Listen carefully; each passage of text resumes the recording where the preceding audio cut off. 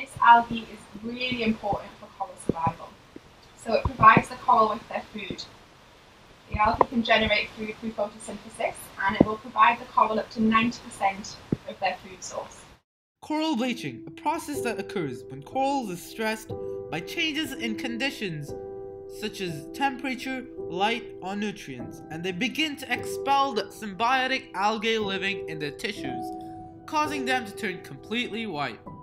Without the algae, corals lose its major source of food and begin to turn very white or very pale, while becoming more susceptible to diseases. Around the world, coral reefs are feeling the heat, literally. Persistently rising ocean temperatures have triggered coral bleaching events on a scale never seen before. These bleaching events can have devastating effects on other living organisms within the coral reef ecosystems. One of the main causes of coral bleaching is due to increases in sea temperature. As the peak temperature that a coral can survive without stressing is 31.5 degrees Celsius, a coral will begin to become intoxicated and will begin to starve and die within 2 to 3 weeks if the temperature does not return to its ideal temperature, which is 28 degrees Celsius. This is such a quick process as the algae on the coral's surfaces provide up to 90% of the coral's food source, hence the coral will starve after bleaching quite rapidly. The crown thorn starfish feeds on coral, and when they feed on coral they will also leave it looking bleached in white, and that's because they're feeding on the coral polyps. While coral bleaching can be devastating in terms of many factors, there's little we can do to prevent such a phenomenon. One of the main methods of coral bleaching prevention is by reducing the population of coral predators within the ecosystem. The most significant coral predator present within a coral ecosystem is the crown thorn starfish. The crown thorn starfish is a large multiple-armed starfish that usually preys upon hard or stony coral polyps. We rid of these starfish by extracting them from coral reefs which face severe depletion in coral population and feeding them with alternative food sources. Another form of replenishing corals is through coral farming. Coral farming is a process whereby fragments of corals are collected from the local reefs, raised in nurseries until mature, and then installed in the restoration site. It's been shown to be a viable method for restoring degraded reefs. Now is the time to launch large-scale restoration efforts to revive and protect the valuable coral reef resources that are at risk. This process is a rather slow process, as branching corals can grow about 10 to 13 centimeters per year.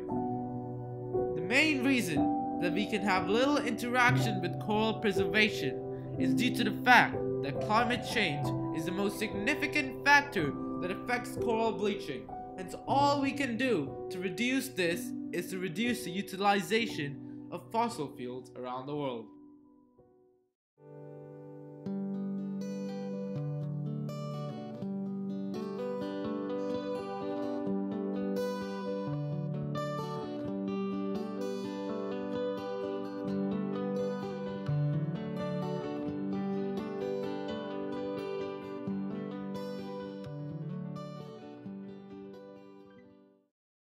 So this is a map of our island.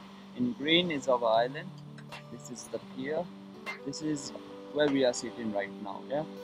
So as you can see, the light blue, this is our lagoon, which you can see over there. Today I will be exploring the deep waters of Banyan Tree Wobbin Faro, Maldives.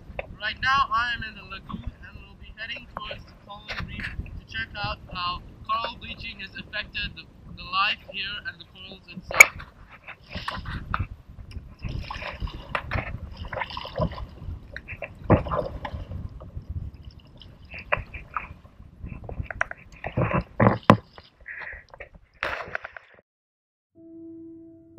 One of the most significant factors that have affected coral bleaching in the Maldives is the El Niño Southern Oscillation. The El Niño Southern Oscillation refers to the cycle of warm and cold temperatures as measured by sea surface temperature of the tropical Central and Eastern Pacific Ocean. El Niño is accompanied by high air pressure in the Western Pacific and low air pressure in the Eastern Pacific.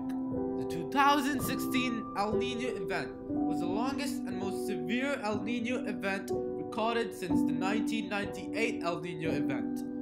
It had affected almost 60% of coral reefs across the Maldives. 90% of live corals had decreased all the way down to 9% of live corals in the Maldives.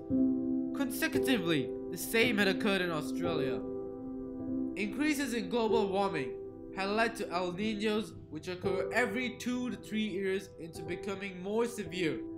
While coral bleaching may not have such great effects right now, it does have a drastic effect on the ecosystems in the long run, as corals provide homes and shelter for many aquatic life within the ecosystem. The death of these corals can lead to a decline in population of these corallivores, as they will be more susceptible to predators and will have no shelter.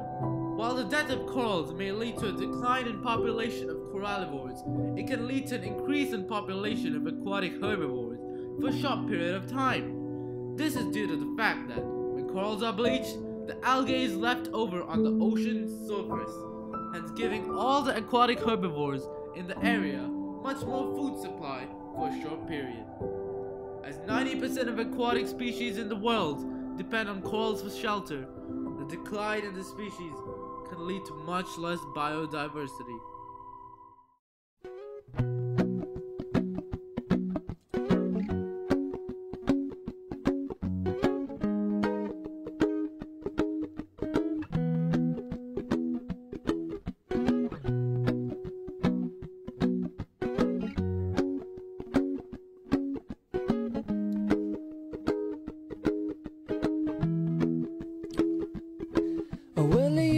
Done me and you bet I felt it. I tried to be chill, but you're so hot that I melted. I fell right through the cracks, and now I'm trying to get back.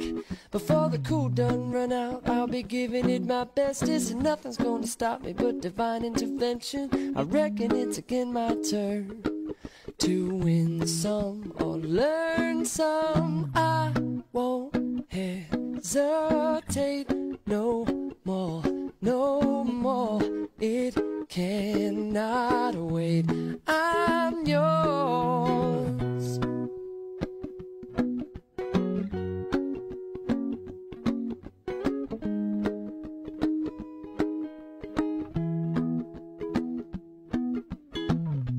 Well, open up your mind and see like me.